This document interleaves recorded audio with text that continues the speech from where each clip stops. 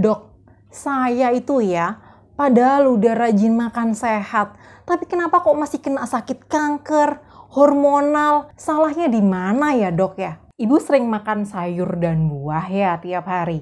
Iya dok, hampir setiap hari saya tuh selalu ada sayur dan buah di rumah coba. Bisa jadi itu masalahnya bu.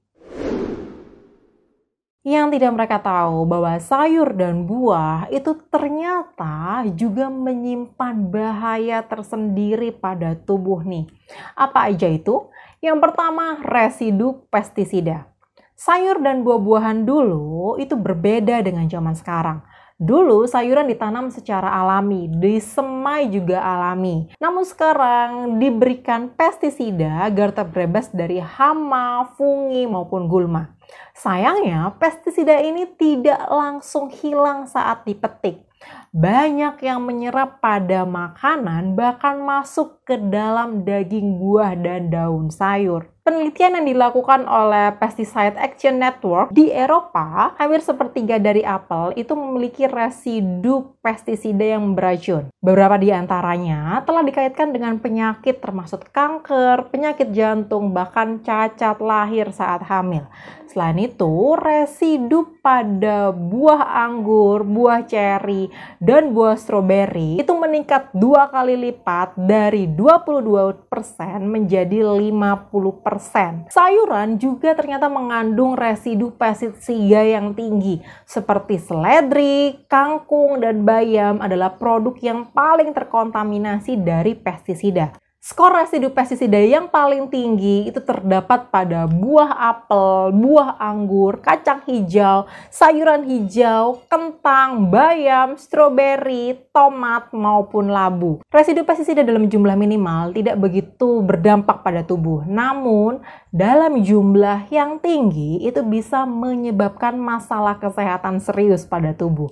Contohnya seperti penyakit Parkinson, kanker pada wanita yang terkait dengan hormonal seperti kanker payudara, kanker tiroid, dan kanker ovarium. Pada laki-laki paling tinggi terkait dengan penyakit kanker prostat, paru-paru, dan kanker hati. Selain itu, paparan pestisida yang tinggi pada anak-anak itu dikaitkan dengan penyakit ADHD atau Attention Deficit Hyperactive Disorder serta perkembangan neurologis dan perilaku negatif pada anak. Selain itu, pada wanita hamil yang terpapar pada pestisida secara tinggi itu bisa mempengaruhi perkembangan janin dan otak bayi sehingga bisa meningkatkan resiko bayi terlahir dengan IQ rendah maupun mengalami autis. Yang kedua, residu logam berat. Sayuran yang ditanam di daerah tercemar logam berbahaya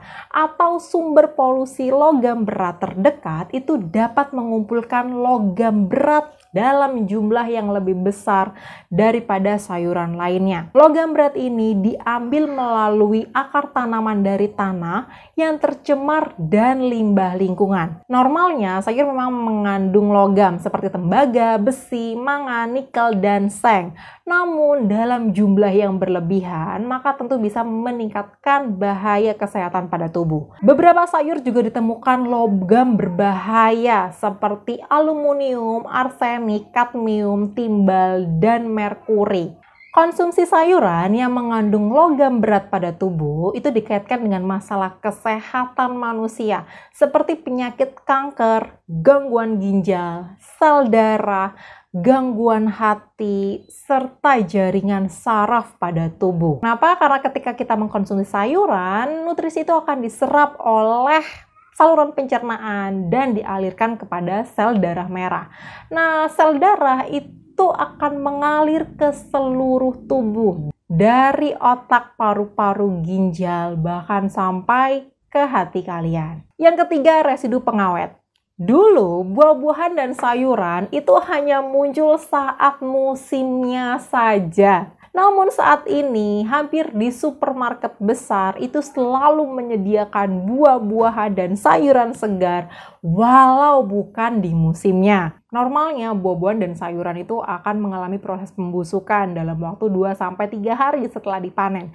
Namun untuk memenuhi tuntutan pasar, maka buah-buahan itu diberikan pengawet agar selalu terlihat segar dan tersedia di musim apapun. Pengawetan pada buah-buahan segar itu dimulai dari proses pemanenan, pengemasan, bahkan sampai pengepakan di perjalanan.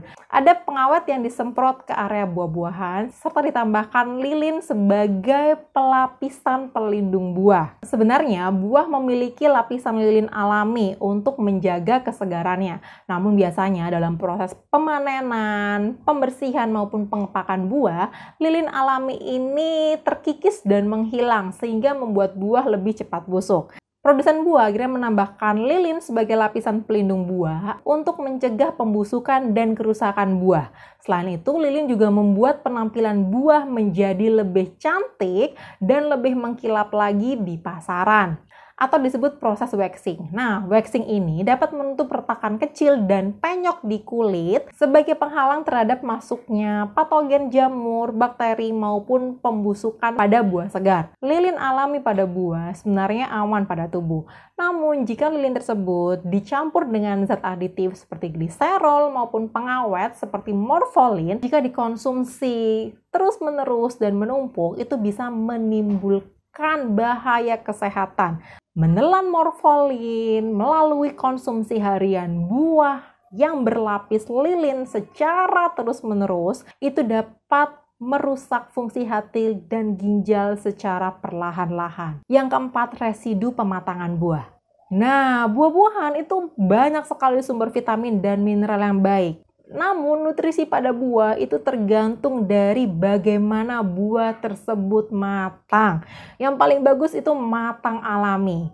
Namun sayangnya untuk memenuhi kebutuhan pasar dan menyesuaikan waktu panen, banyak buah yang diberikan zat pematang kimia. Secara alami, buah akan menghasilkan gas etilen dalam proses pematangannya. Dalam pematangan buatan, proses ini ditiru menggunakan bahan kimia. Zat yang paling sering digunakan untuk mematangkan buah adalah etefon dan kalsium karbida. Zat kimia ini dapat masuk ke dalam buah dan merangsang etilen untuk mematangkan buah.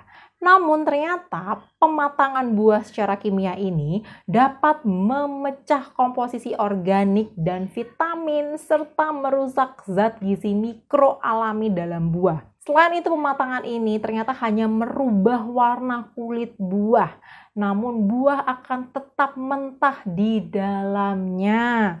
Selain itu, penggunaan pematang yang berlebihan itu bisa menimbulkan gejala keracunan dan sakit pada tubuh seperti muntah, diare, rasa terbakar di area dada maupun perut, sakit tenggorokan, batuk, mengi, bahkan nyeri yang teramat sangat di area pencernaan kita. Bahkan menurut penelitian, konsumsi kalsium karbida terus-menerus yang tidak disadari itu bisa mempengaruhi sistem saraf kita dengan gejala seperti sakit kepala, pusing, kantuk yang tinggi, bahkan gampang lupa nih teman-teman. Zat pematang ini paling sering ditemukan pada buah-buahan seperti pisang, mangga, apel, melon, semangka, pepaya, bahkan di sayur-sayuran itu seperti cabai, tomat, terong untuk meningkatkan kecerahan warna pada buah dan sayuran sehingga lebih menarik lagi. Ternyata banyak sekali ya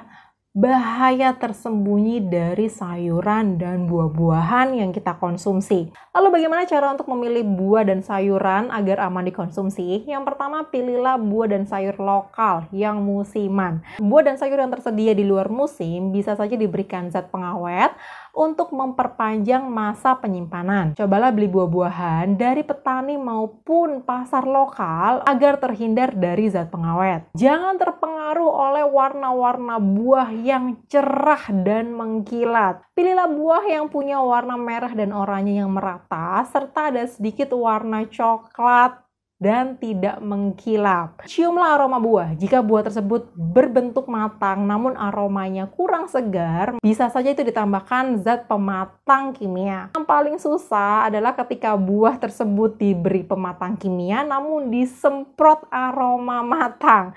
Ini harus dicoba terlebih dahulu buah tersebut. Nah, jika buahnya bertekstur matang namun terasa hambar, maka patut diwaspadai diberi pematang kimia. Cuci dan rendam buah berlapis lilin dalam air hangat untuk waktu yang lama. Atau jika khawatir dengan lilin tersebut, maka buah bisa dikupas terlebih dahulu sebelum dikonsumsi. Cuci buah dan sayur dengan air mengalir, serta bisa rendam buah dan sayur dengan baking soda untuk membantu mengeluarkan residu pestisida yang terserap di area daging maupun daun dari sayur dan buah. Nah, perendaman dengan baking soda ini bisa mengurangi residu pestisida 70 hingga 90% sehingga sayur dan buah kalian terbebas dari pestisida. Nah, itu tadi beberapa tips dan trik untuk mengkonsumsi sayur dan buah lebih sehat lagi. Nah, kalau teman-teman ada pertanyaan atau ada yang disusikan, silahkan komentar di bawah ya. Dan dari teman-teman, see you di video lanjutan ya. Bye-bye. Bye-bye.